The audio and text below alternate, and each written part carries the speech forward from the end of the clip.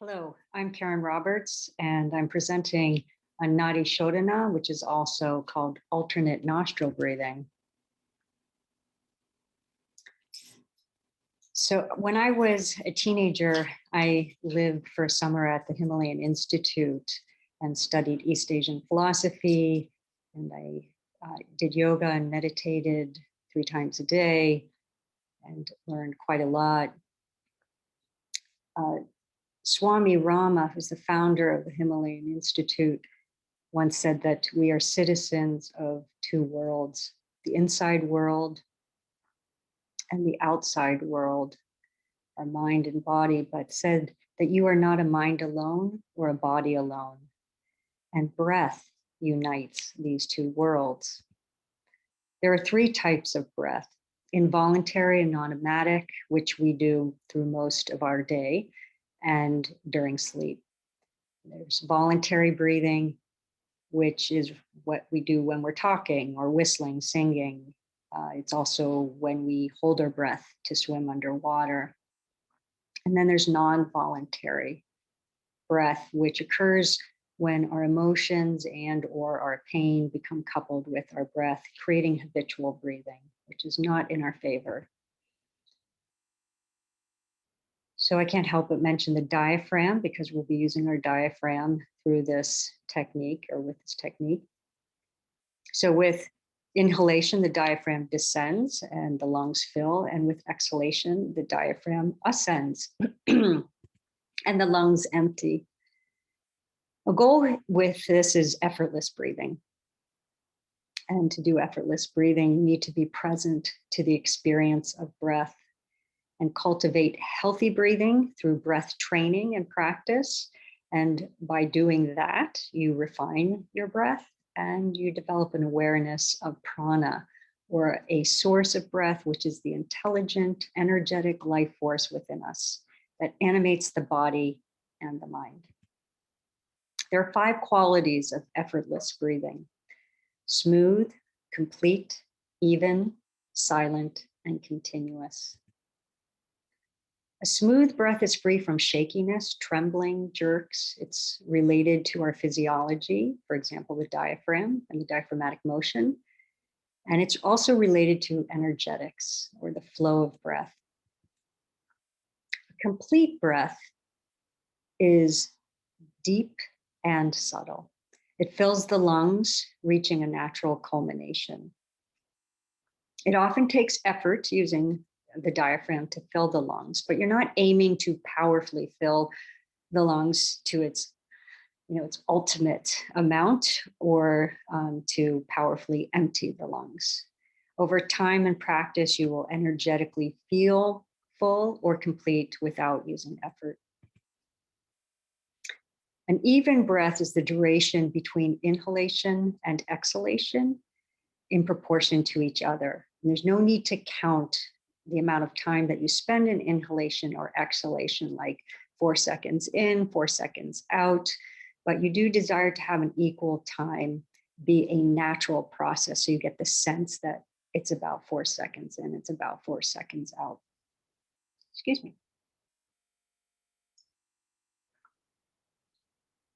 Breath training helps to bring awareness to knowing when you have completed inhalation and exhalation. A silent breath partially has to do with sound, and certainly we can hear people's breath at a distance when they have a certain clinical condition, or maybe someone has to clear their nostrils, or they have polyps blocking their pathways. But the desire is to be physically and energetically quiet and still with their breath, as if the breath is not flowing. So it's very different than those other more physical issues. The goal is to have a continuous breath, which eliminates the pauses between inhalation and exhalation, so that you observe it's basically just inhaling and then exhaling and inhaling and exhaling. So there's no pause at the top here and there's no pause at the bottom. However, because you're using your diaphragm Usually at the end of exhalation, you'll notice a bit more effort to begin inhalation, but that will change over time. The unconscious pause that can occur can be injurious to our health because it involves effort. And the pause that I'm mentioning between inhalation and exhalation is different than what is a part of breath retention practice, which is purposeful. So sometimes you'll hear about people breathing in for 6 seconds, holding for 7, and exhaling for 8. And that is fine for that kind of practice. It's just not what I'm talking about here. So healthy breathing influences the autonomic nervous system. It increases the parasympathetic activity and decreases sympathetic activity, and greatly enhances our innate healing capacity by nourishing and cleansing the cells of our body, and it connects the mind with the body. Can't help but mention prana when talking about breath. Through the practice of breath, we experience the physical aspect and more subtle aspect of energy that's referred to as prana. It's also called life force. And I chose a definition from the Oxford Dictionary because it's a great segue to my next slide. And it defines prana as the universal energy which flows in currents in and around the body. So definitions of Nadi Shodhana. Alternate nostril breathing is a very concrete kind of, it's more obvious of what we're doing because we're breathing out of one nostril and then breathing out of the other and breathing. So it's very easy to call it alternate nostril breathing, but it's more than that. It's really about channeled purification or purification of the channels. Nadi refers to river, stalk, or channel, to pranic pathway or current of life force, and Shodha is purification. The nadis, there are thousands of nadis, and I'm going to talk about 3 of them, Ida, Pingala, and Sushumna. There's a vertical electromagnetic axis in our body, and these pathways crisscross at each chakra and end at the nostrils, third eye, and forehead, and they influence our mind. Sushumna is the central channel, and it's active during transition from inhalation to exhalation, back to inhalation, and so forth. And it basically creates a state of balance between Ida and Pingala. And the combined 3 channels, Ida, Pingala, and Sushumna, integrate the field of prana. Here's a chart that shows you some of the qualities of each. For Ida, it's more left nostril dominant, passive, associated with lunar energy and the parasympathetic nervous system. Whereas Pingala is more right nostril dominant, active, associated with solar energy and the sympathetic nervous system. Sushumna balances the flow of breath between the left and the right nostrils, and it basically creates a balanced state for each of these different qualities. It's natural to have one nostril dominant or clear for a while, and then it shifts to the others. And these energy shifts from one nostril to the other occur at about every 60 to 90 minutes. I've also read up to 120 minutes. It's optimal to have both nostrils clear. And if both nostrils are clogged, then you may be sick or getting sick, or you have some kind of physiologic block. A nasal saline wash can help clear nostrils, and also lying on one side of your body helps to open the opposite nostril. When both nostrils are clear and active, we create a balance between the sympathetic and the parasympathetic nervous systems. And when the nostrils are not clear, we may have a sluggish GI system because it affects our nervous system, and we could have a dull state of mind or have difficulty focusing with racing thoughts. So the technique and practice of Nadi Shodhana is about balanced or even number of breaths and pranic sensitivity to flow through the nostrils. There are numerous patterns of Nadi Shodhana that direct you to breathe alternately between left and right nostrils, and I've chosen 2 patterns from the Himalayan Institute. You can practice this at any time. So it's often done after yoga and before meditating, but you could do it during the middle of your day at work. You could do it when you first wake up in the morning or when you go to sleep, anytime. The technique itself starts with you sitting with your spine erect, your head aligned, with your occiput kind of pulled upwards and back, your chin level to the ground. Pay attention to your breath. Oh, by the way, you can sit cross-legged or you can sit in a chair, whatever's comfortable to you, hands resting on your knees or your thighs. Pay attention to your breath, how it feels at your nostrils and coursing through your body, and pay attention to the 5 qualities of breath. And recognize that you're doing diaphragmatic breathing. And then lastly, you're going to be using your right thumb to close your right nostril and your right ring finger to close your left nostril.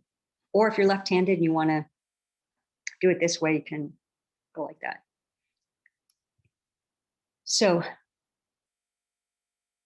pattern 1 starts out with breathing out of both nostrils a few times. Round 1, you start with exhalation out of your left nostril. So you're going to close your right nostril. And then you switch and you inhale on the right side. So you close your left nostril. And then you switch back. You close your right nostril to exhale on the left, and then inhale on your right by closing your left nostril. Exhale out of your left, close your right nostril. Inhale out of your right, close your left nostril. Then you're going to breathe out of both nostrils a few times. And then when you get ready to exhale on the right, you'll close your left nostril and then close your right nostril to inhale left and back and forth until you're done with inhalation on your left, and then you breathe out of both nostrils.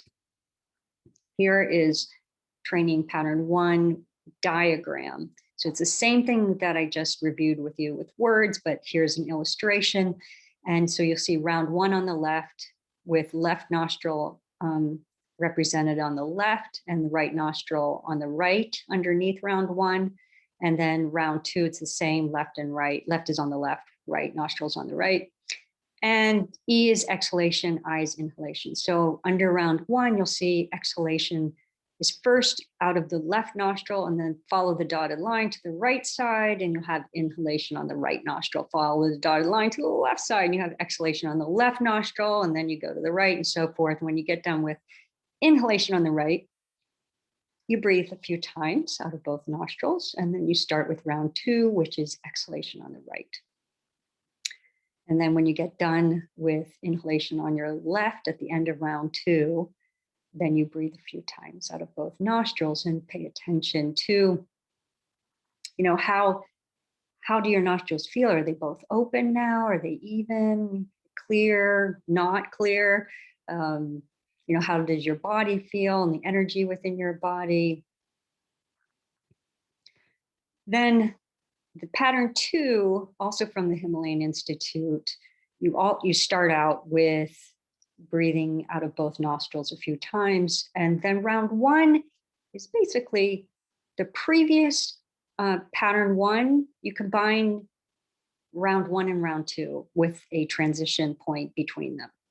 So if you look here at pattern 2, you start with exhalation right, and then you do exhalation left. You start with exhalation left, then go to inhalation right, exhalation left, inhalation right, exhalation left, inhalation right. And that would be it for round 1, for pattern 1. But instead here, you're going to keep your right nostril open, and then you're going to exhale out of it when you're done with inhalation.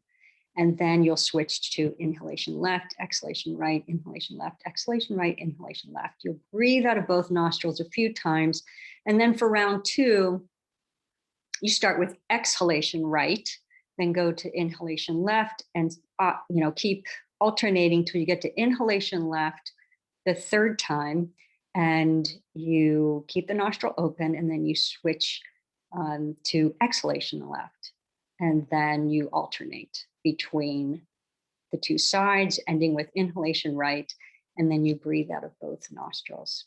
And then you pay attention to not only how it's feeling while you're doing it, but also after you have done Nadi Shodhana. And here's the pattern via diagram. So you'll see the first part and then the transition point in the middle, and then the second part for round one, and then you breathe a few times, and then you start round two on the right with exhalation on the right. First round, exhalation on the left, second round, exhalation on the right. And then there's the transition point in the middle, and then you end with inhalation on the right, and then you breathe through both nostrils. So osteopathy is about body, mind, and spirit, and it's also about the breath. And there are, as I learn more and more about the breath through yoga and meditation and the yogic practice, I see so many similarities. And one thing in particular is that osteopathy is not a set of techniques. We know this. It's a practice that is based on a philosophy and a set of principles.